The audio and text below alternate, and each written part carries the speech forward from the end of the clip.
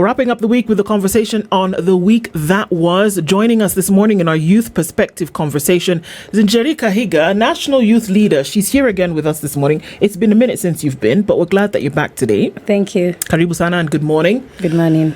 Christopher Mureithi is a leadership consultant, joins us this morning as well. Good morning, looking dapper. Thank you. Karibu Good sana. morning. Good Thank morning. you. As we get into this conversation, we're going to look at the week that was. It has a political tinge to it, of course, but we'll get into that just a minute. Dennis is going to welcome you to today's show with today's proverb. Mm-hmm. Christopher's already smiling. We'd like to hear what your interpretation is. Yes, so our proverb today comes from Madagascar. So Madagascar is the fourth largest island in the world. It is the only country that has the lemurs. If you've ever watched a Penguins of Madagascar, King Julian, you'll only see another King Julian in Madagascar. Wherever you go, huyo ni mbo. Huyo ni mtu fake.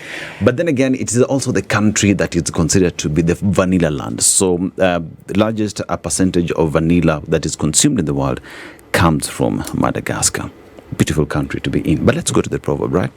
So the proverb goes like this: better to lose small bits of money than to lose bits of friendship.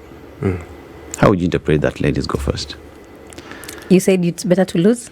Better to lose small bits of money than to lose bits of friendship.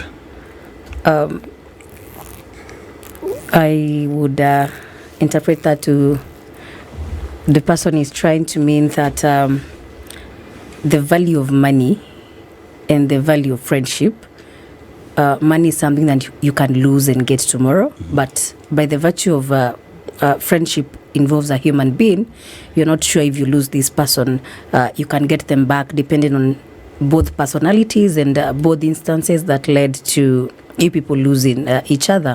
And also again, time, maybe by the time you lose me and by the time we are trying to get back seasons, our personalities, society, class, and everything else has come into play. And regardless of how much we try to come back together, it becomes very difficult. And even if we do, it will not be the same. But money, if I lose 1,000, I am able to look for another 1,000 tomorrow. But if I lose my friend here, tomorrow I might get somebody else who is maybe, or I might get him back. But this time, the trust, the whole connection, the vibrations are not the same. Yeah. And you, Christopher, how would you interpret it? Yeah, pretty much agree with her. Money is like a rubber ball, falls, bounces back. Friendship, on the other hand, is a glass ball. Falls can be completely shattered. So if you are to drop the rubber ball. It will always bounce back. So money comes, money goes. But friendship, sometimes gone, and gone for forever. Good. Well put. Very well put, indeed. So we're looking into the week that was, and it takes our youth perspective this morning. But that there are a number of things that have come out. And when we look at the political scene, it's very clear that, number one, the broad-based government is in place. That is going to continue for whatever purposes that it must fulfill, that we saw a re-energizing of the same. And this broad-based government that came into place came as a result, from what we are told, of the protest that took place in 2024 around June 25th. And a broad-based government was necessary for certain entrenchment to take place. We'll start with you, Njeri. Is there a general feeling that a bit of stability then now will be injected into the nation and that we can start to move forward? With now the broad-based? Well, now with the re-energizing of it, it's now 2.0. First of all, we've not had stability even when it was initiated. So I doubt whether them rejuvenating it or branding it up again or calling it a different name would bring stability, because I think this nation has a problem of giving solutions that were not needed in the first place. You are bringing a solution to a very different problem, but you want to fix it and make it look like it's the solution needed, because Kenya was not looking for a broad-based government. Kenyans were looking for accountability, because when we look at what led into broad-based government is the Gen Z demonstrations back in 2024. But we did not demonstrate as young people for this country to go into broad-based. We did not go on the roads for some people in ODM to get appointments. We were seeking accountability. We were seeking that the government listens to the young people, listens to Kenyans who pay taxes. We were seeking an audience to be heard, to be seen, and for the government to act immediately in a way that shows us that they are very responsive to our issues. But what government did instead of that is they went looking for political stability, but they did not handle the real issue at hand. They decided to just bring a synthetic solution that nobody had asked for, because I think the entire problem is who really advises our president. And for those who have been close to him, tell us he gives them advice on how to advise him, and that is where the problem came in. Because if he asked me from Nyandarua County what was needed, I would have told him broad-based is not needed. Just ensure that whatever ministry is in place, whoever leader in Kenya Kwanza is in office, they just be accountable to the Kenyan taxpayer. And then you don't need a broad-based government. You don't need to keep looking for your lost enemies. You don't need to keep looking for who and who to fill what patch. Because now what has happened eventually, the problem is still unsolved, and you have developed now a greater problem with the initial team of young people that we are demonstrating, because they have realized we now we not only need to clear the mess in Kenya Kwanza regime, but we need to clear the whole mess of anybody who has been in politics before, and they seem to want to collaborate with the current regime to ensure that our grievances are not heard. So, and that is where now we find that the likes of ODM veterans, some who have really worked for their people back at home, might find themselves in 2027, or even today they find themselves, they can't even address a crowd anywhere, because people no longer even look at it like me, I am doing, it's just that my party told me to say this and this. They are looking at it, you are an enemy of the people, you are the reason as to why the president does not listen to us, because your boss in ODM has assured him of another term, regardless of whether he works or not, as long as the political stability in his office and in his mentality is working. See, you talk of a government that doesn't listen, but the government says we are listening. Because when let me just build my case. Because when the Gen Zs said throw away the finance bill, it was thrown out. Then again, when Gen Zs wanted cabinet secretaries to be fired, they were fired. How they came back is a different story. But here's a question where, as we talk about accountability that was being called a seat at the table, and we talk about the real issues at hand, the question that I'm asking Christopher is the government really listening to what is being said? Or is the government concerned on how we're getting back to power in 2027? The government is on survival mode. Whatever they are doing, they are just doing it for survival. And that's what the political class does every time there is change. And coming back to proverbs, I think one of the most iconic proverbs I have ever heard on this show was a Nigerian proverb that one day wind go blow, Nyash go open, and foul nyash go show. May I tell you that the foul in this proverb is the Kenya Kwanza government. The wind is a change that is coming, and it's being driven by the young people. And the nyash of the foul is the incompetence of this government. And whenever we call them out, they go back to their old ways of solving problems. Whenever you thought that when we ask for accountability, as long as you call so-and-so and we sit down, then the problems are solved. We cannot solve present problems with the previous mindset that created the problem in the very first place. So when we say the government is listening, yes, it is listening, but to who? It's not listening to the young people. If you look at the 2024 demonstrations, I have been to all the demonstrations. I have had a fair share of my tear gas. I did not go to the demonstrations for a few individuals to get cabinet appointments. That is not what we are looking for. And even in the cabinet, if you look at, they say, oh, I will fire the cabinet. The very next time the appointment, the same guys. Like, I think these people think we are fools at some point. They are convinced that Kenyans are fools and we will forget. Give credit where it's due to fired. Oh yeah, indeed they were fired. That's the irony of it. But we shall continue pushing the government and trying to change. What we are having right now is just artificial stability. It just needs one crisis and we'll be back to where we began. So I do not think that the government is keen on solving the problems that the youths have raised. And we are only calling for accountability. We are not asking for much. We are asking for accountability, that when you pick Albert Ojwang from his house and you bring him to Nairobi and murder him, and then you stand in front of the entire nation and say that he hit his head on the wall. That from Homa Bay, there were no walls in Homa Bay. He found walls in Nairobi. And that is the National Police Service saying that, an institution that we have entrusted with taking care of our security. And this goes beyond the national security. It shows that there's a problem at the top.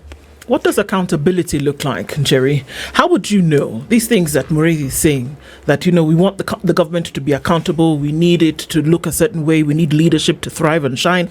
How would you know that accountability then is taking place? How would you know that then leadership is living up to the bill? First of all, accountability is not something that you need to shout on top of sunroofs to tell people that there is accountability in the country. Anybody, regardless of which lifestyle they live, they'll tell you in their small capacity that this government is accountable. The moment somebody in Kibera walks into any hospital and they find that the health insurance is working, they can tell you that at least the government is accountable on matters health. When anybody who is a parent or anybody who is a student walks to school and they can learn without having to close 1 week prior or 2 weeks prior, or in a situation where we are finding that school buses are being auctioned because government promised capitation, it's not yet delivered, auctioneers ndio hawa, in accountability. For me as a young person, I've always emphasized that when the government is accountable, we don't need to be told. I will feel it in my pocket. I'll feel it as an employer that accountability is happening in this country. When I look at the input and the output in my company, as a young business person, I can be able to tell when the government is accountable of my taxes, because I can see how my taxes are being used. When I go back to Nyandarua County or when I go to Kisumu County and I am walking into development, I am looking at projects that were started at a certain time, finished on time, and I can be able to see from the accountability data that this money was spent during this duration, it was paid to so and so. But welcome to Kenya, where projects will be stalled, but we can wake up one morning and we find a delegation of 100 people flying with a private jet to just go see White House in the US, to go for some photo sessions, then come back. Welcome to Kenya, where we can talk about when a module is being brought up, we already have one in place, but instead of us upgrading, we realized, no, we need new names. And the new names that we need is the same name that Njeri had, the same ID number. But I think we just want it in a different style. I don't know whether it's how we write it down, because I've never understood to date why we had to spend close to 100 billion for us to have the same data that NHIF had. I mean, we're in technology. The world is very evolved in terms of technology. I would have expected even today, if I have a phone and I want to change into another, I can just transfer data. But 100 billion is it? Then again, welcome to a country where you will listen to the deputy president talk of empowerment. And at the end of the day, media tells us that the empowerment was 64 shillings. And it begs now, we beg to ask as young people, why do you need to bring people foodstuffs and call it empowerment when basically these people can't afford basics like education? They can't afford healthcare. They can't even afford just the basics of any other person as a Kenyan. And finally, we get to see that the person who is bringing development, when we look at his whole life as a civil servant, the money he's bringing to develop, because there is nothing in the budget called empowerment programs. We don't have such amounts of money, but we see them running in 2 months somebody has spent 100 million and they tell us it's their money. You see somebody's building a church and they tell you it's their money, but you are going to build the church on public land. You've not given us the process that you used. There is no legal documentation to show that you did it legally, you know. And when we look at how much you are earning and how much you are doing charity with and building churches, giving empowerment, it does not tarry. Even if you are the president, nobody can afford to throw away 100 million in a month or two. Why would you give 20 million donation sadaka to a church when there is a school somewhere in your constituency, back in Tharaka Nithi, that is built of mud, that a student can just sit and see outside? They can't even, if it rains, those people can't have basic learning. Then when you listen to Njeri come to studio in the morning and tell your government to be accountable, what do? You ensure that weekend that young person sleeps in the cold floors. And you know, I saw a clip of Milimani Law Courts whereby the magistrate said the DCI and the CAK officers have to show up, come rain, come sunshine, because you cannot bring a Gen Z to court because they put somebody in a coffin. Then when it's time to testify, when it's time for the hearing, you tell us that the officers are on a workshop. The DCI officer is in a workshop. The CAK officer is in a workshop. But the Gen Z has been, the cold cells has been in the dock from day one. Meaning you brought somebody to a parking dock. Yani you've made our serious courts to be a parking lot for the young people to just come, you throw them there, and they don't care which charges they bring onto you, because I've been to court and somebody has been brought for terrorism. And when you try understand the vocabulary of terrorism and what the person was doing, you really beg to understand, does the ODPP really go through these things, or they just wake up and think of a heavy vocabulary that is going to shake that court and the whole country, and these Gen Z suffers? Also, welcome to a country where we launch world-based migration. But then again, if you look at the broad-based government that has been put in place, one of the things that has come out of that is that there is need to have a national conclave. There's need to have this dialogue. There's need for people to sit and have a conversation. And if you look at the 10-point agenda, talk about end of police brutality, creation of jobs, the economy to be good, and does not need a conclave or national dialogue for such things to happen, because those are things that governments anyway ought to provide to their citizenry. But let's take the route of having a dialogue and a national and a conclave. Is that something that Kenya needs to have, or do we just need that constitutionalism to be respected, Christopher? But have you noticed that the word conclave and the word conman, they both start with con? Oh, wow. Okay. Mm-hmm. This is another con game. I mean, we have had so many conclaves in different names. We have the NADCO, we have so many reports. By the way, whenever the government does not want to do something about an issue, they call for a task force or a dialogue. But I think we are beyond the talking stage, because the things we are asking for is just the implementation of our constitution. And before I proceed, allow me to give a shout out to Oginde, Bishop, for praying truth to power. I think you saw during the signing of the conflict of interest bill, he really prayed. And in his prayer, he mentioned the Ananias and Sapphira. He mentioned Judas. And he mentioned, who was the other guy? Achan, a guy called Achan. By the way, they all died at the end of the story behind it is that they died because they tried to circumvent the system.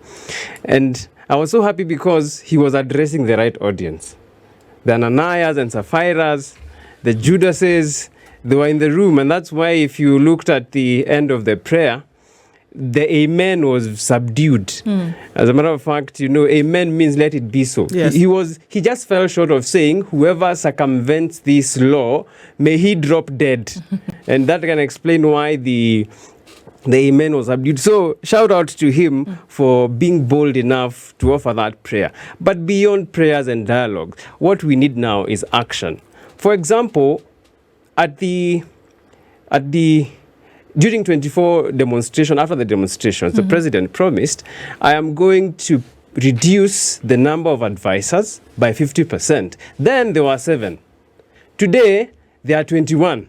if not more. They have more than tripled. What dialogue do you need to implement that? He then went ahead and said, we shall reduce expenditure. There will be no more harambes. Now, who is the person contributing the most in harambes in churches? The very person who said that we will stop this. What dialogue do we need for that? May I tell you, there is no dialogue or law that can legislate bad manners. And what we just have right now is bad manners in our governance. And as she was talking about accountability, see, accountability is simply when you're wrong, say I'm wrong. Because the currency of leadership is trust.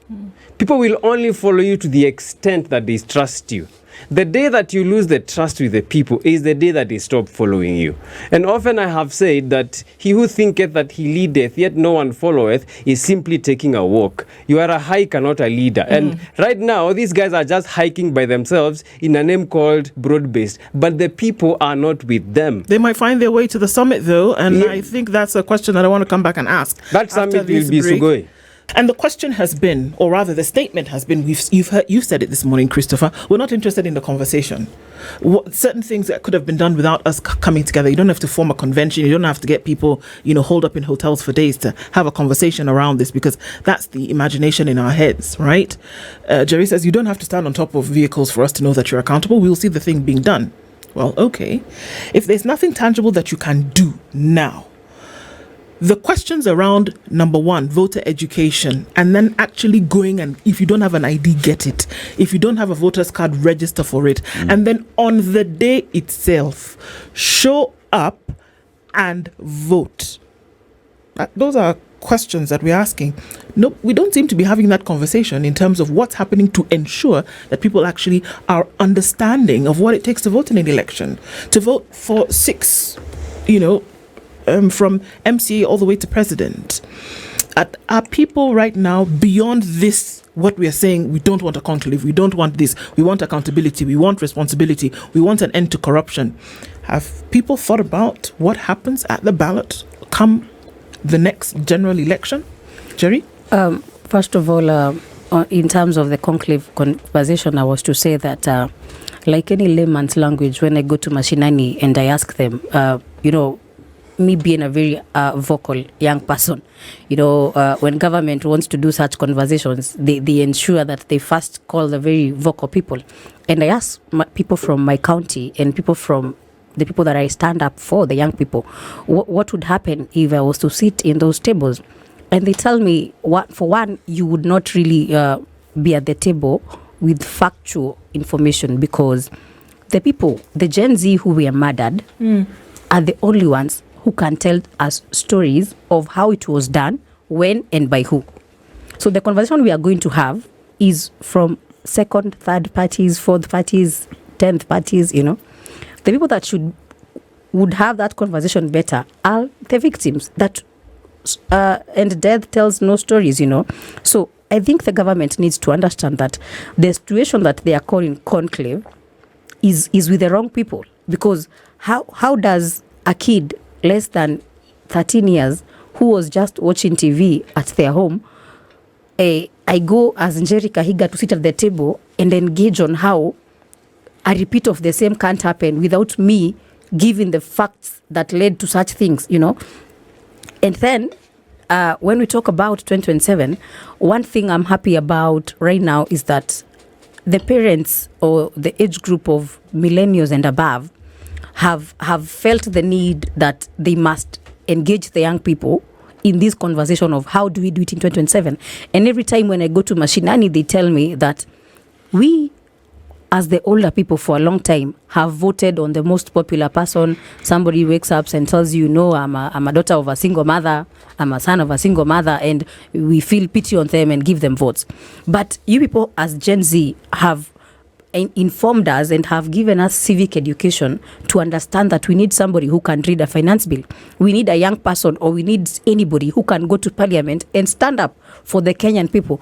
The Kenyan voter has understood that finance bill will be there every other financial year. eventually 5 years ago, if you ask people what is a finance bill in some remote county, they would have looked at you and told you they don't know what that is. But I'm glad with the level of information that we have right now as a nation, and with the level of how quick information goes to mashinani, every voter right now knows that we will be looking for leaders with certain qualities. So we've moved from we are looking for leaders to we are looking for leaders with certain qualities, certain qualifications, you know.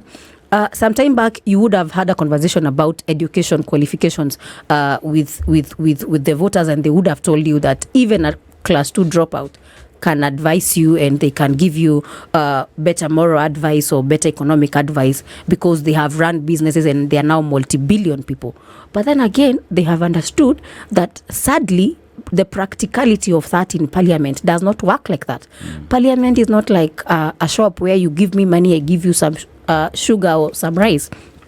I have to read this document, understand it, interpret it, and compare the situation of what is in the document and my mashinani people, and confirm that this document is not going to bring them down. It's going to uplift their source of living, you know. And finally, as young people, I am really encouraging anybody, regardless of whether you know, and then again, this notion of me, I don't like politics. You know, me by this, sipendangi siasa. Me, I just like doing my things. Right now, even when you go to TikTok, you find the young people calling out social influencers. They call out people in the entertainment industry who don't stand up when certain things happen. Now look at the alcohol bills that are policies that have come up. Look at the betting restrictions that have come up.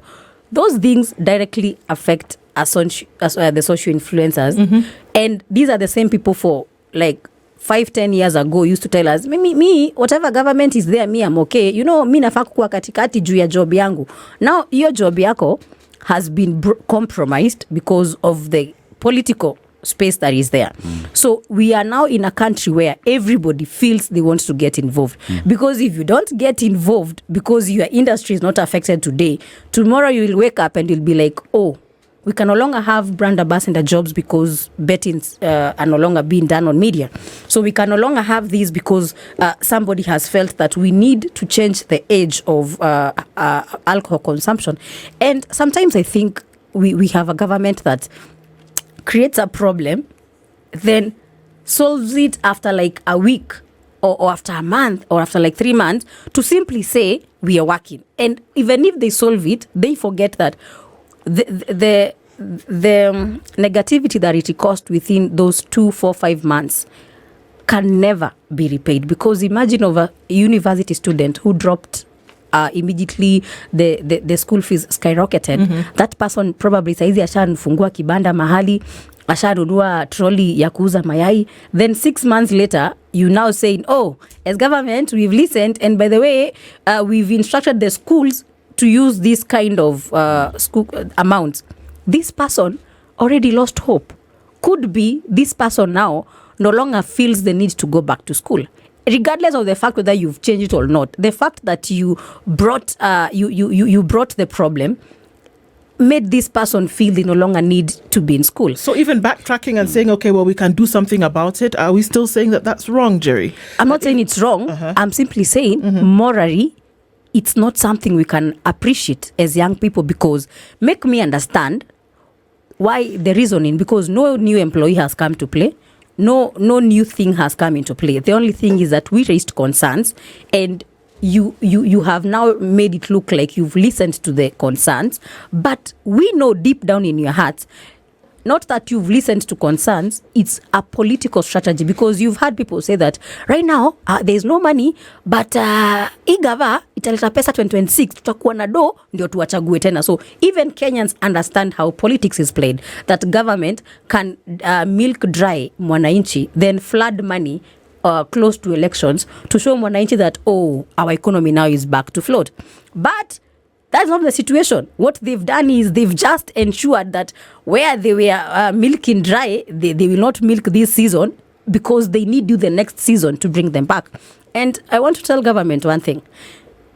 You would rather pray and hope that this generation that you are dealing with, in terms of our parents who are now more informed, courtesy of us, the veterans that are with you in politics who are okay with games, you would rather pray that everybody else is blind, but truth of the matter is nobody is blind. People can see through your lies, people can see through your games, and sadly enough, people are so open about it that they don't even care where they'll say it. Even in barrios, you'll listen to government donate 1 million when a content creator has passed on. People will keep quiet and wait for the day of the barrio, and they'll tell you to your face, by the way, that money you ought to have given that person when they lived. But these people, you thought that bringing the money will neutralize the issue, but they look at you to your face and they'll tell you, by the way, ungepatiwa mtu this time. And finally, as I complete, I need to tell the government that this intolerance, political intolerance, that you are bringing amongst the Gen Z and the government will get to a point that it gets extremely messy. So here's a situation where we look at a government and you say we understand how they're operating, would stifle the economy, then later come flood. But here's a situation where, as you spoke earlier, Chris, that everyone is trekking, but everyone is trekking towards the summit, right? Regardless of how we're going to look at it. And we have now an IEBC that is in office. And everyone is planning themselves on how they will get to that apex, whether they will crawl, whether they will walk, or they will fly there. Everybody wants to get there. Are we having conversations as the youth of this country, as the Gen Zs of this country, who want change, who want accountability, who want jobs provided? Are we having conversations around the need of everyone to participate in elections, the need to make the right choices, the need to even hold these leaders accountable when they come with this money and flood it on the citizenry to be able to get their vote? Or are we just having these discussions on the streets by protesting and not going down on ground and take civic education that would then inform the kind of leaders that get to office? The first question I ought to ask is, how did we get to the streets? We begin from there. We got to the street because in our structure of governance, we have the three arms of government. We have the judiciary, we have the executive, and we have the legislature. The legislature is meant to be the voice of the masses. We send them there to represent the voice of the people. It is until the people feel that the people we sent are no longer speaking the language or speaking the things we sent them that we feel the need to invoke Article 1 of the Constitution, that all sovereign power belongs to the people and they can exercise it directly. That's why we go to the streets. So even as we talk about change, it is not just about coming out to vote. The youth will no longer be just a voting machine. It is come out and run for those positions. Because until we clean the mess that is in Bunge, we shall keep making a lot of this noise. Because I think the weakest link to our governance in this country is the National Assembly. If you talk about a punitive finance bill, who passed the punitive finance bill? Bunge. When we talk about maybe an incompetent CS, that CS went through a vetting process where? In Bunge, and they approved it. When we talk about IEBC and whatever you're raising the debt ceiling. Raising the debt ceiling, that all happens in Bunge. So where the cleanup needs to happen is Bunge. By the way, the president doesn't have to go for the 5 years. That is, we have a provision in the Constitution that Bunge can actually impeach the president. But if you look at the current Bunge that we now have, they are singing, they have joined the State House Symphony, just singing to the crescendo of the Kenya Kwanza government. So even as we talk about agitating for good governance, we must participate in politics. And I dare quote Abraham Lincoln, who said, failure to participate in politics, you end up being ruled by your inferiors. And as we have seen in this country, people who inform policy, it is rumored that some of them are primary school dropouts, yet they are driving policy in this country. And then you wonder, what's wrong? Where are we headed as a nation? So as the young people, besides going to the streets, that's an option, but with the same energy and with the same zeal and with the same vigor, we must participate in actually capturing power. And I want to urge the young people, power is not given.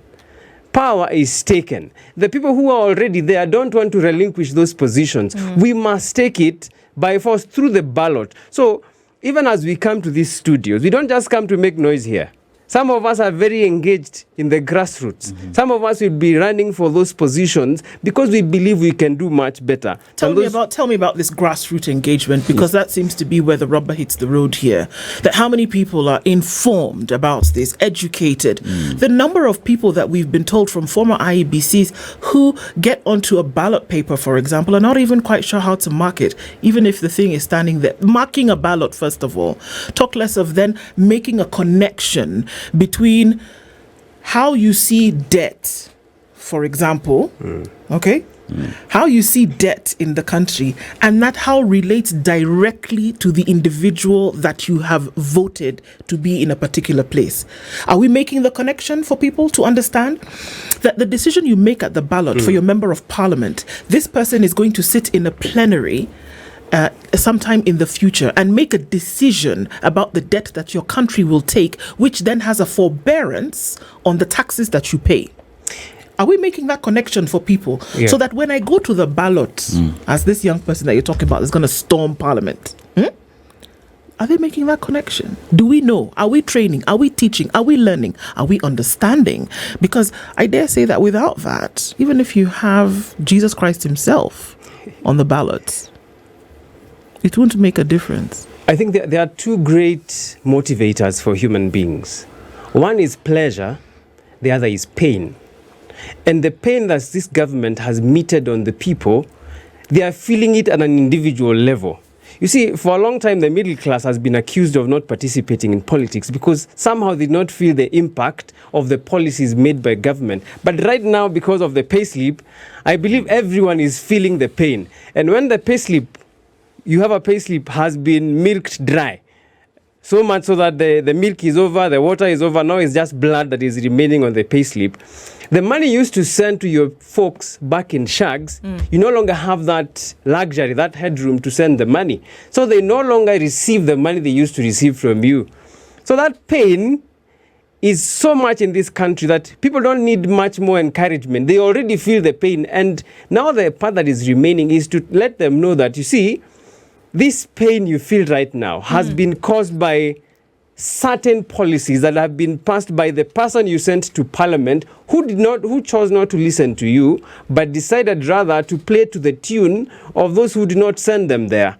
So if you want change, you must send better people who are willing to listen to what you're saying, because at the end of the day, democracy is a government for the people, of the people, and by the people. At the end of the day, it must be for the people. It can't be for just a few people in this country. And as I let my sister also chime in, I want to quote an economist, a 19th century French economist. His name was Bastiat. And he said, when plunder becomes a way of life for a group of men in a society, over the course of time, they create for themselves legal systems that authorize it and a moral code that glorifies it. A legal system that authorizes it and a moral code that glorifies it. For a long time in Kenya, we have often glorified thieves and vilified saints for a long time, because people never used to feel the pain of the person you actually elect. Right now, the 60 or so Gen Zs who were killed in 2024, who killed them? It is not the gun that killed them. It is their member of parliament who did not listen to them when they said we not want this bill, and went ahead and passed it, and then that necessitated the Gen Z to go to the streets, and that's where they met their death. The person who killed that person, that Gen Z, that young person, is not the bullet. It is a bad leadership. And for that reason, it touches directly to the pain that every Kenyan is feeling right now. And if you ask me, what do I want? Do I want a house or do I want to be alive? I will choose being alive any day. Do I want empowerment, the 64 shillings, or do I want to be alive? I choose to be alive any single day. Anything plus death is not worth it. So we are actually doing a lot of civic education on the grassroots. We are letting the people know, hey, the choice you make, indeed, choices have consequences. And in physics, Newton's third law of motion says for every action, there's an equal and opposite reaction. So when we are crying about bad leadership, truth be told, those leaders did not fall from heaven. We put them there. To improve the situation, we just need to put better leaders and on those those positions. are demanded by processes. And that is what I'm asking. Are we plugged into those processes to say that, you know what, we can involve, we can activate, we can engage, which absolutely is necessary. But are we ready? Kenyans are quite ready, but unfortunately, first of all, Kenyans are very disappointed because IEBC said that they don't have the legal procedure in place for Kenyans to recall their members of parliament. Yes, now, they did, I am worried. We have the procedure to impeach a deputy president and embarrass ourselves in the whole world, but we don't have the procedure to impeach the MP who impeached the deputy president. That is double standard. And they didn't say this when the impeachment of the deputy president came on the table, because if they did, we as Kenyans would have said, then that house does not have the moral grounds to then impeach somebody, because if you can't be impeached on accountability, on corruption, on anything, why would you have the moral authority to tell us so-and-so should be impeached? Finally, I need to tell the young people that we as young people who are vocal enough and are trying to make a better country tomorrow and trying to go to parliament, because as I've always said, I'm going to vie for women rep Nyandarua County.